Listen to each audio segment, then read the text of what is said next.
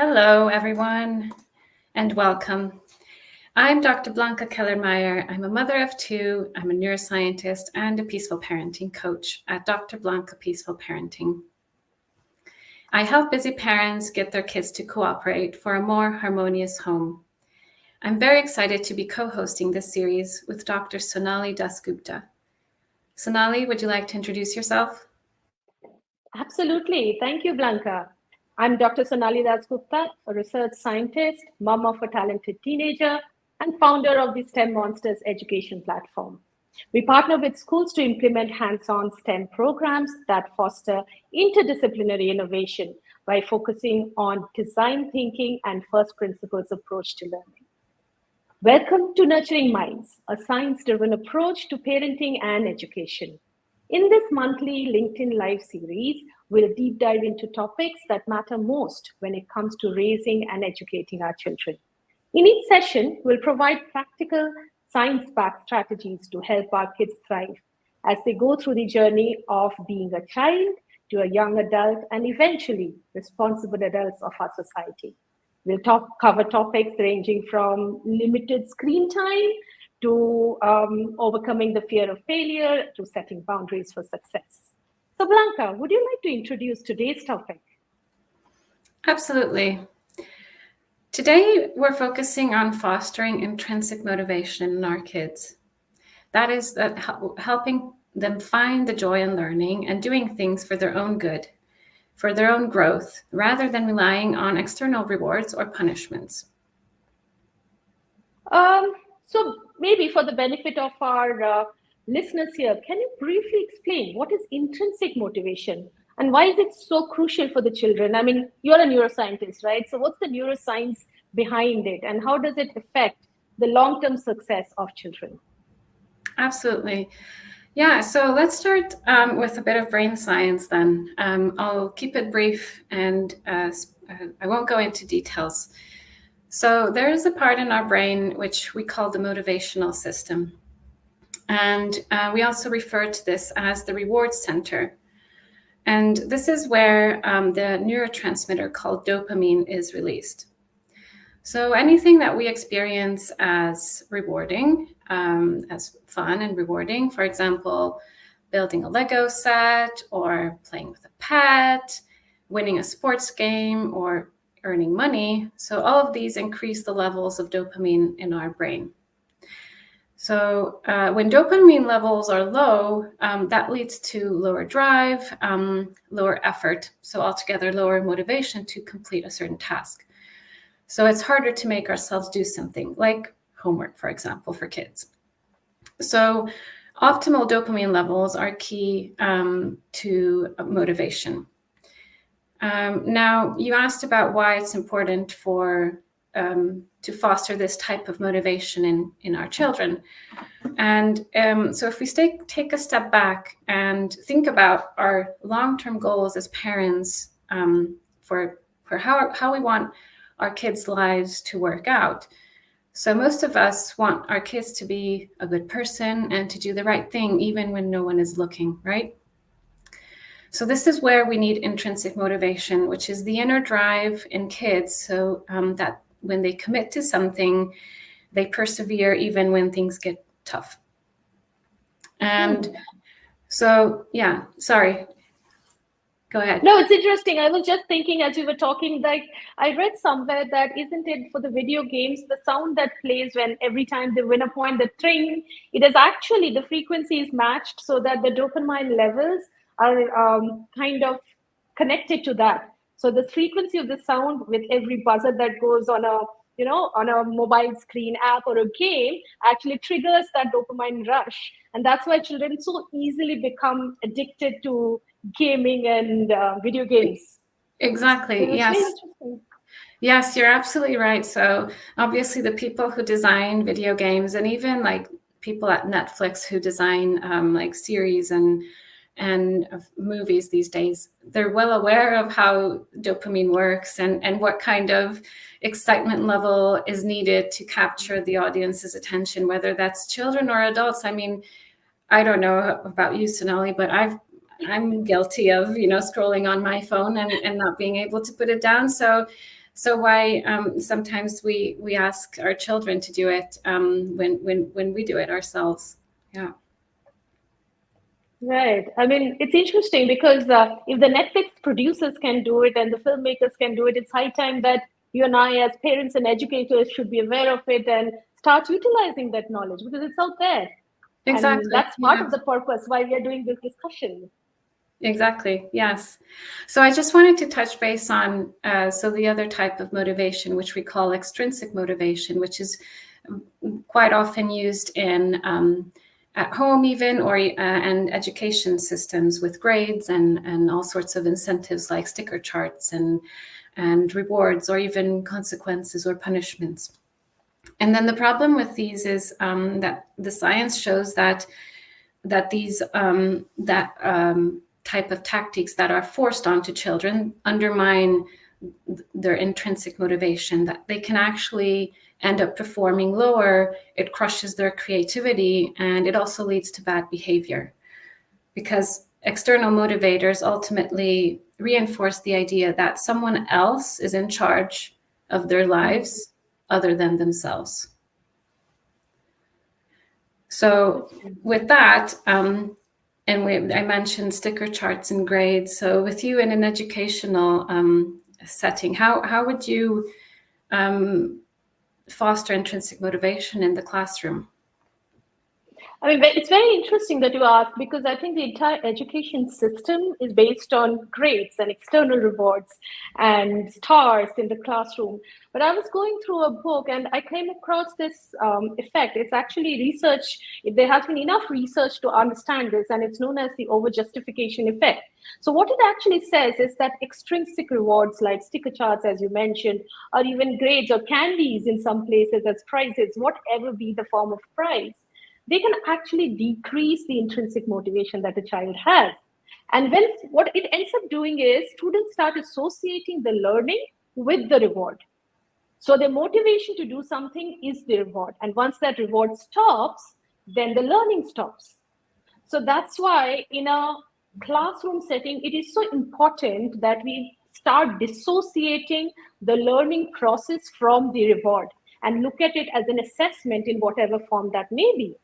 So, what I have seen after interacting with so many students and where we have successfully achieved intrinsic motivation of the children, some of our kids, for example, in the programs keep joining in for 3 years, 4 years, week on week, without their parents asking them to join in.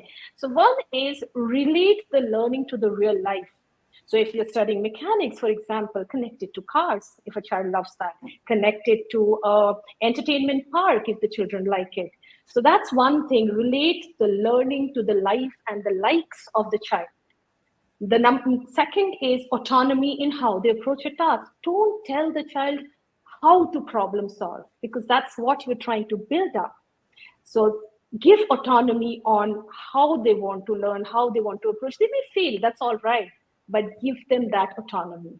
And the third one, I think, which is the key to fostering intrinsic motivation in children, is to encourage the growth mindset at every stage. And when I say growth mindset, is embrace failure and tell them you are growing with every single step, be it a success or be it a failure. In fact, what we have also realized in some places is like, parents and teachers have different approaches to motivation. You being a parenting coach, you might have one, we might be having at this point a similar approach to it. But a lot of times there is a conflict that arises between how they are encouraged to solve a problem in school versus at home. So, I mean, how do you handle that? You being a parenting coach, how would you advise our listeners to approach that? Yeah, so I think that's a very because obviously the education system is built around using these tools, and it's quite difficult to change a system of that magnitude. What we can do in the home, though, is as you mentioned, fostering autonomy. So again, rather than asking children to, okay, you need to do your homework, you need to do it like this, and forcing our own stress perhaps on the children that we fear for them, because a lot of times it's the parental fear that you fear how they will turn out, right? Because our ultimate goal is that we want them to be successful in their lives. And we fear that if they get a bad grade, they won't get into university, and then they won't have that job, and then they won't have security and all that. So a lot of what I try and coach parents around is tuning into that fear and realizing that it's actually our kids do have a brain in their heads, and they do want their lives to work out, and everything is in there. It's just a matter of providing the right ingredients, the right soil, the right amount of sunlight and water, if we're thinking about a plant analogy, and they will grow. We just have to be there as the nutritious soil for them to be able to grow. And I really liked what you said about the journey and embracing the learning journey. So another thing that we can do as parents, rather than falling back on external rewards and external motivators, is to really be that safe space. Even if our kid comes home with a bad grade, it's okay. It's just one grade. It doesn't mean that their life won't work out. And if we're not fussing about it, then they will have that internal drive to make it better. Yeah, I know what you mean. I exactly know, because I'm guilty of it myself. When my daughter would come back, and I've gotten used to her getting good grades, not that I care about it, but I've just gotten used to it. It's a practice and a habit that has become of me. And I consciously have to take a step back and say, it's just grades, it doesn't matter. And sometimes in the urge of the moment, or because we have, as you very rightly said, so many things working around us, we feel compelled to behave in a manner which is not necessarily how we want to. So being conscious about how we respond, I think, is crucial to help them develop and not fear doing what they're doing. Yes, exactly. And it's and I would just like to highlight again that it's not just, so even if they're struggling right now, it doesn't mean that it won't work out. So just tuning into that things change, they constantly evolve. And as long as we're there and support them with our unconditional love, then through that connection that we have with our children, they will want to thrive. They will want to seek our approval. They will want to look good in our eyes. And it's through that connection that we have with them that they want to achieve that. I mean, I love what you said there, Blanka, because I think one of the things we always forget, or we tend to forget, is at the end of the day, the biggest motivation that a parent can give to a child is telling them that you'll be loved no matter what. That is all they need. They just want to make or feel proud going to the parent and saying, yes, I did this, and getting a positive feedback. So that's so true. I think that's the biggest thing we as parents should be doing, instead of us also leading in on other parameters or extrinsic factors. Which is difficult because I think we're part of a society where we measure things in ways like grades or performance and performance based indicators, and I think it sends the wrong message to parents as well. So I think that's probably where the fear is coming from a parental perspective, is that we want our kids' lives to work out, but so do they. Yeah. So if we remember that our kids also want their lives to work out, then maybe that will ease that anxiety that parents might have. Yeah, that's so true. I mean, that's so true. One of the things, like when we're doing projects with children and they don't necessarily get the right result the first time, one of the things we say to the parents, their parents also, is it doesn't matter how many times have you failed when you were a child, and look where you are now. So in the long term, take a step back, look at it from a bigger perspective, and you will know what is right for your child. Yes. myopic view, which kind of gives us this, which kind of pushes us and forces us to behave in a way which we probably don't need to. Just step back and look at it. Yeah, exactly. So, Sonali, one of the challenges that parents often face is helping children take ownership of their own learning and goals. So, can you give us some advice on how we can encourage our children to take more responsibility for their learning rather than relying on us or their teachers or even external motivators? I'm so glad you asked that, because one of the things I truly believe in is that as teachers, our job is actually not to teach. Our job is to guide and to offer that scaffolded learning and support to the children so that they can decide how they want to learn. So I think one of the things which has worked for most of the students we've worked with, whether in schools or in the after school programs, wherever we've been working with the students, and this is across the world, this is not just related to India or UK, is that offer them the autonomy to learn, at the same time give them the support they want to go on that path, because ultimately they are students, they are children, so they need the support. So don't give them solutions to the problem they're trying to solve, but brainstorm together as to what might be a solution. So that gives them the ownership of having figured out the solution themselves, and that gives ultimately moves on to motivation, intrinsic motivation, that yes, I did it. The other thing which I think is very powerful tool is a reflection exercise at the end of each task, or even through the task as they're solving, is trying to understand where their weaknesses were, where their strengths were, celebrate what they did well, and learn from what did not go as planned. Because it's not a failure, it just didn't go as planned. That's what it is. And the third thing I think which has worked very well, is again, it comes back to the growth mindset, is it's not about whether they failed or they succeeded in a task. It's how each situation is an opportunity to learn.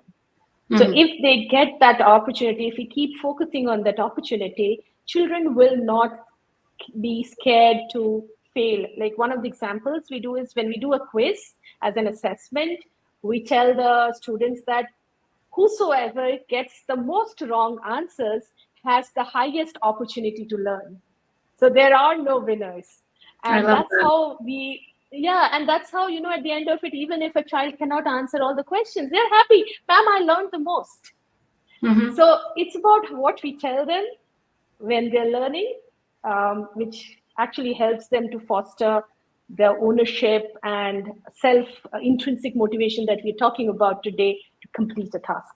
Yeah, I love that. So with you mentioned the scaffolding, and I just wonder about, because obviously I think part of it is finding the style of learning for each pupil, right?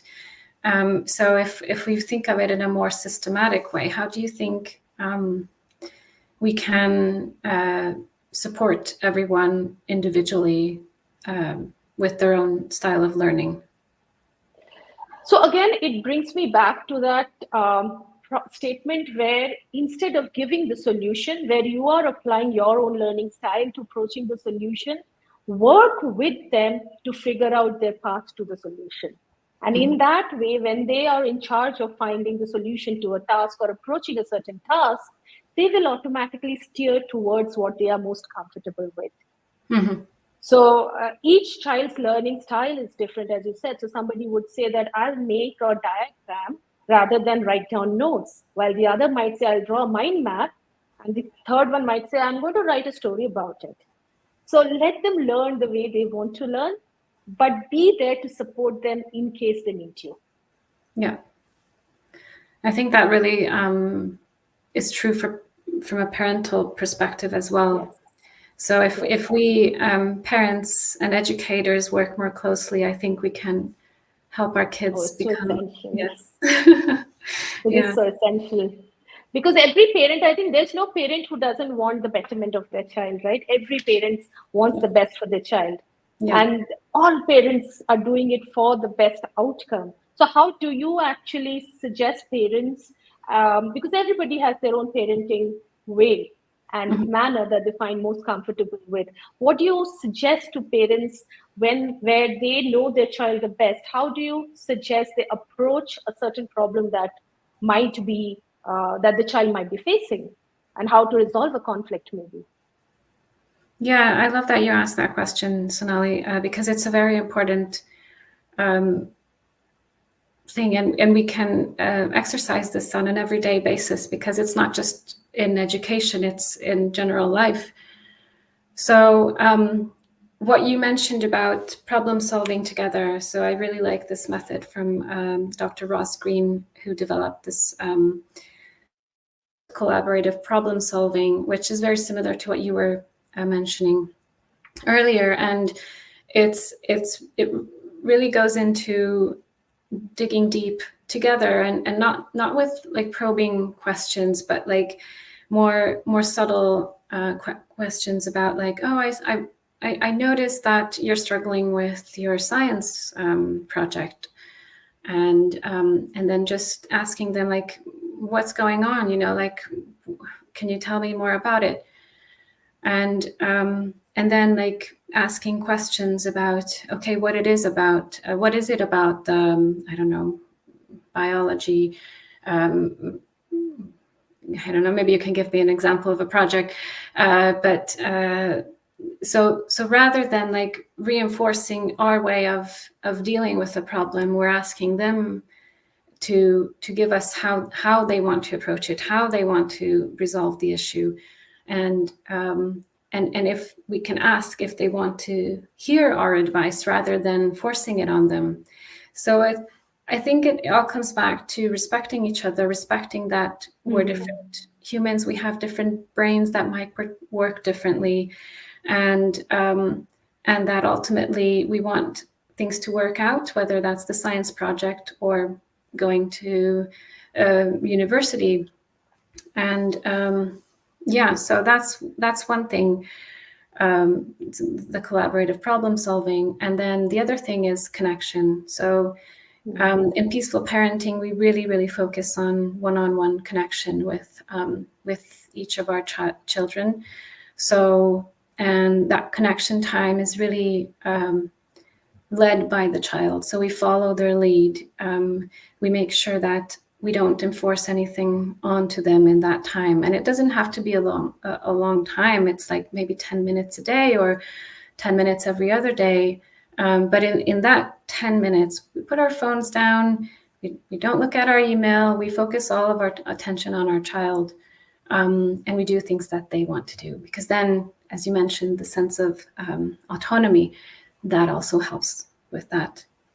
I'm so glad you mentioned that. I am so glad you mentioned that, because I'm the mom of a teenager. I mean, teenage brains are a completely different thing in themselves, right? Let's not go into but that I'm space. so glad. Yeah, let's not go into it. But I'm so glad you mentioned that, because I remember an instance where my daughter was going through a process and she was not very happy, and I kept on coaxing in my own subtle way for her to share with me. And it wasn't until I think 12 days, I still remember, when one night she said, I want to tell you what has been happening. So give them the time, which is not so easy as a parent. No. Yeah, it's not so easy as a parent, but give them the time to share with you. So just the one thing which has stayed with me, I was reading another article on how children relate to adults, including parents, is they may not want you, but they need you. So be there for them in every instance, and wait for them. They will come to you. Yes, as long as you provide the space and the connection, then they will come, even if it's not when you expect it, if it's not when you want it. Just brace yourselves. Parents, Yes, it's hard. I know it's hard. And yeah, they will come eventually. Yes.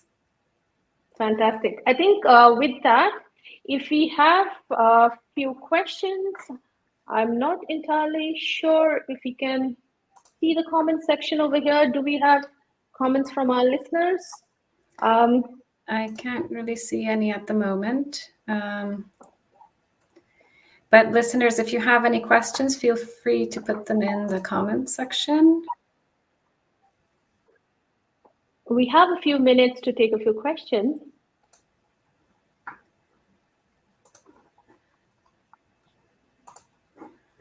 Yeah, if not, then in the meantime, I would just like to conclude on a few things from what I said. And that's basically fostering autonomy in our children, as Sonali, you've mentioned quite a few times during the session. And so as parents, we, as many times as we can, even in the home, allow them to have control over decisions that, in their lives. And the single one most and biggest thing that we can do is we support their passions. So if we support, if they're passionate about music, if they're passionate about art or football or swimming, support that, because if they experience that type of motivation and the motivation to get better and grow in something that's challenging, that creates the brain pathways already, which will then be available for other tasks that are less exciting. Yeah, I mean, I think it's so important that we understand, and you mentioned the thing about learning pathways and the neural networks that happen with the child, because I think we underestimate how quickly those pathways happen and how much, how little of an effort it is required to actually form that, which can last a lifetime. And I think to summarize and add to your key points that you shared with us, in addition to the autonomy and to uh, align ourselves to their passion rather than the other way around, is also to try and connect with them and give them the time and space to come to you for the support rather than for you to tell them what they need to do. And that's ultimately what dissociates the entire learning journey from a specific reward at the end of the journey. Because learning should not be driven by the end result. The process of learning itself and the joy of the journey itself is what should motivate them. And the only way to do that is actually by praising their efforts and not the final result itself. Yeah, So I think, please. Yes, it's the journey. Yes, you said that so beautifully, Sonali. It's the journey that we need to embrace rather than focusing on the end result, because that will not make us happy along the way. And then, yeah. Absolutely. Okay. So do we have any questions? Because I'm unable to see the comments on my end for some reason. I can't see any, I think. No, I don't see any. Okay. All right then. So I really hope that our listeners who watch it now or later, this will be put up on the YouTube channel as well. So if you have any questions, please feel free to send us, DM us on our LinkedIn profiles, respectively. And we'll be having this monthly series of peaceful parenting, and we'll cover various topics to help our children thrive in today's world while not becoming stressed ourselves, right? So stay tuned for our next session on how to praise effectively without creating dependency.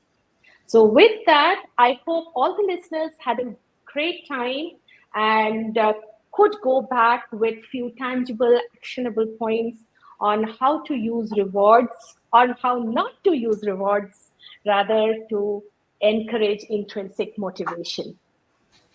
Blanka, would you like to do the final conclusion? Yes, so just again reiterating connection, autonomy, and allowing our kids to follow their passion. So if we focus on these three things, then that will foster their self-motivation and drive. Thank you, Sonali. So thank you, everyone. Thank you, Blanka. And I had a lovely time. And listeners, do tune in for the next session. It's going to be super interesting. And I really hope you can go back with more actionable points to implement in your lives and with your children and students. Till then, be happy and enjoy. Yeah, Bye-bye. have a lovely September, everyone. We'll see you in October. Bye. Bye-bye.